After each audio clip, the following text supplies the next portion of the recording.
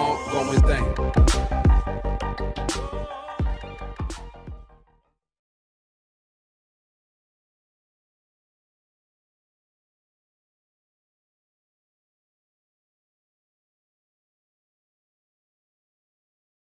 Assalamualaikum warahmatullahi wabarakatuh.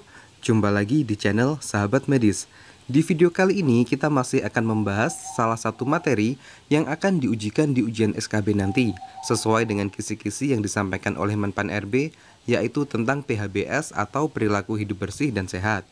Buat teman-teman yang baru gabung di channel Sahabat Medis, jangan lupa untuk dukung channel ini dengan cara klik tombol like, subscribe, dan nyalakan lonceng notifikasi agar teman-teman tidak ketinggalan update video terbaru dari channel ini.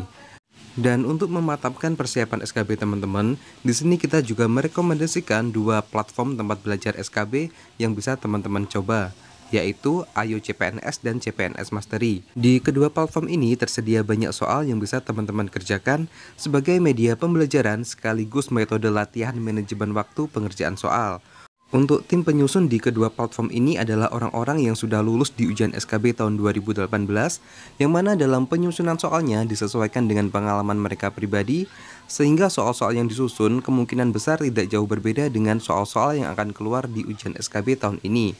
Dan sedikit bocoran dari admin CPNS Mastery bahwa di web mereka sudah menyediakan rangkuman materi sesuai dengan kisi-kisi yang disampaikan oleh Menpan RB, dan di beberapa formasinya pun sudah ada update soal terkait kisi-kisi tersebut. Untuk keterangan lebih lanjut dan cara gabungnya, teman-teman bisa klik linknya di kolom deskripsi video ini. Dan jangan lupa masukkan kode promonya agar teman-teman mendapatkan potongan harga.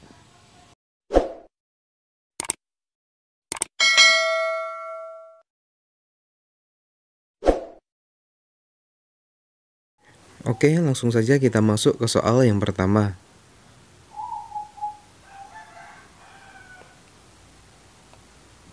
Pembinaan PHBS diluncurkan oleh Pusat Penyuluhan Kesehatan yang sekarang menjadi Pusat Promosi Kesehatan pada tahun 1996 dengan menggunakan pendekatan tatanan sebagai strategi pengembangannya.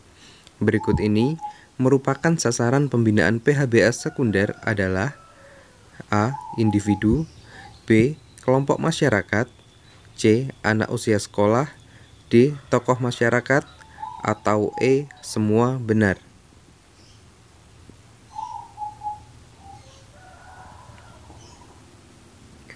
Dan jawaban yang paling tepat adalah D.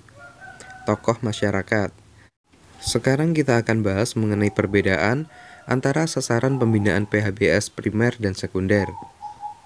Sasaran PHBS primer berupa sasaran langsung, yaitu individu anggota masyarakat, kelompok-kelompok dalam masyarakat, dan masyarakat secara keseluruhan yang diharapkan dapat mempraktikkan PHBS. Sedangkan sasaran sekunder adalah mereka yang memiliki pengaruh terhadap sasaran primer dalam mengambil keputusannya untuk mempraktikkan PHBS. Termasuk di sini adalah para pemuka masyarakat atau tokoh masyarakat. Kita lanjut ke soal berikutnya.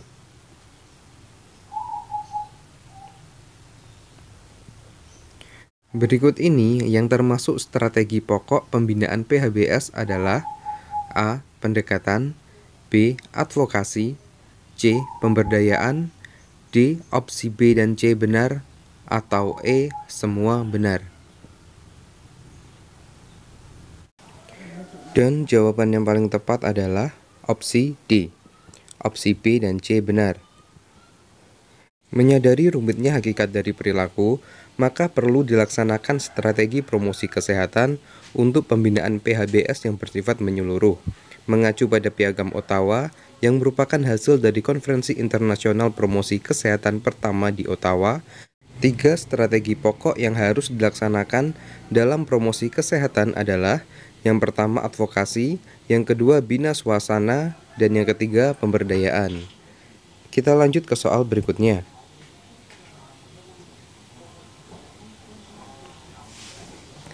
Berikut ini yang termasuk tatanan PHBS adalah A. PHBS di rumah tangga, B. PHBS di sekolah, C. PHBS di tempat kerja, D. PHBS di tempat umum, atau E. Semua benar.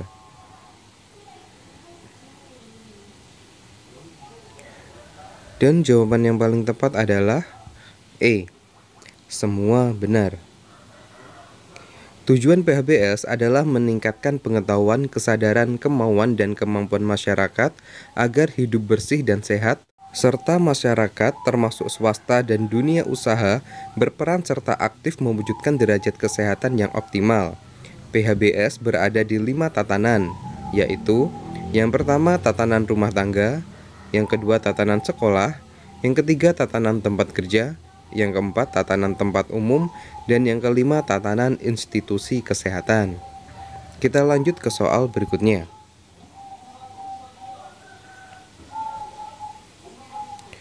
Terdapat 10 indikator keberhasilan penerapan PHBS di rumah tangga. Berikut ini yang bukan merupakan indikator PHBS di rumah tangga adalah: A. Bayi mendapatkan ASI eksklusif. B. Menggunakan air bersih. C. Mencukupi kebutuhan protein harian.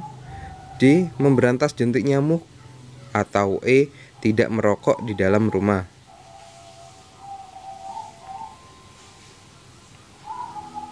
Jawaban yang paling tepat adalah C. Mencukupi kebutuhan protein harian. Berikut ini adalah 10 indikator keberhasilan PHBS di rumah tangga. Yang pertama, persalinan ditolong tenaga kesehatan. Yang kedua, bayi mendapat ASI eksklusif.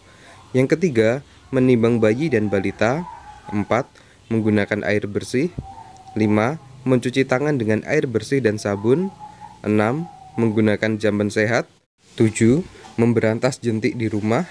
8. Makan buah dan sayur setiap hari. 9. Melakukan aktivitas fisik setiap hari. Dan yang ke-10, tidak merokok di dalam rumah.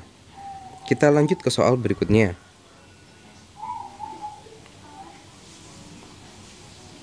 Terdapat 6 indikator PHBS di lingkungan atau tempat umum. Berikut ini adalah indikator-indikator tersebut kecuali: A. Menggunakan air bersih. B. Tidak merokok. C. Membuang sampah pada tempatnya.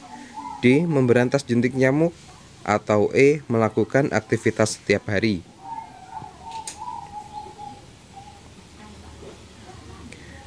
Dan jawaban yang paling tepat adalah opsi E. Melakukan aktivitas setiap hari. Berikut ini adalah indikator PHBS lingkungan atau tempat umum. Yang pertama, menggunakan air bersih. Yang kedua, menggunakan jamban sehat. Yang ketiga, membuang sampah pada tempatnya. Yang keempat, tidak merokok. Yang kelima, tidak meludah sembarangan. Dan yang keenam, memberantas jentik nyamuk. Sekarang kita akan membahas tatanan PHBS di tempat yang lainnya. Untuk indikator PHBS di sarana kesehatan meliputi: yang pertama, menggunakan air bersih. Yang kedua, menggunakan jamban. 3. Membuang sampah pada tempatnya. 4. Tidak merokok di institusi kesehatan. 5. Tidak meludah sembarangan. Dan yang keenam, memberantas jentik nyamuk. Kemudian indikator PHBS di sekolah. Yang pertama, cuci tangan dengan air bersih dan sabun. 2. Jajan di kantin sekolah yang sehat. 3. Membuang sampah pada tempatnya. 4. Mengikuti kegiatan olahraga. 5. Menimbang berat badan dan mengukur tinggi badan. 6. Tidak merokok di sekolah. 7. Memberantas jentik secara rutin. Dan yang ke-8, buang air besar dan kecil di jamban. Kemudian ini adalah indikator PHBS di tempat kerja. Yang pertama, tidak merokok di tempat kerja. Kedua, membeli dan mengkonsumsi makanan dari tempat kerja. 3. Melakukan olahraga atau aktivitas fisik. 4. Mencuci tangan dengan air bersih dan sabun. 5. Memberantas jentik nyamuk di tempat kerja. 6. Menggunakan air bersih. 7. Menggunakan jamban saat buang air kecil dan besar. 8. Membuang sampah pada tempatnya. Dan yang ke-9, menggunakan APD sesuai jenis pekerjaan. Kita lanjut ke soal berikutnya.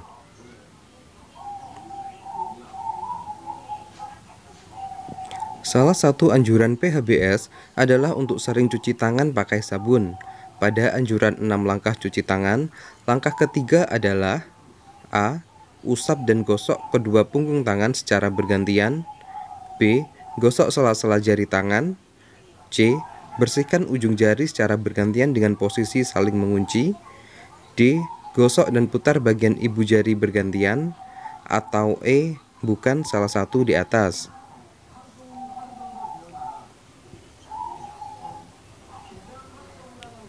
Dan jawaban yang paling tepat adalah opsi B, gosok sela-sela jari tangan.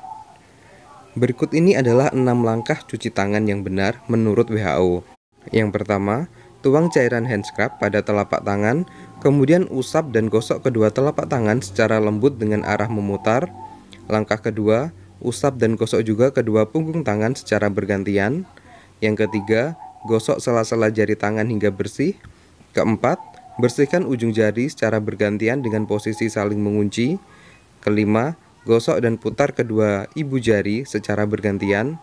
Dan yang keenam, letakkan ujung jari ke telapak tangan, kemudian gosok perlahan.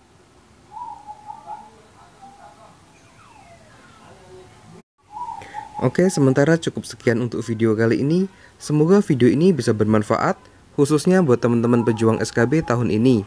Selalu jaga kesehatan, agar di ujian nanti kita dalam kondisi prima, mendapatkan nilai terbaik dan lolos menjadi ASN tahun ini. Wassalamualaikum warahmatullahi wabarakatuh, dan sampai jumpa di video berikutnya.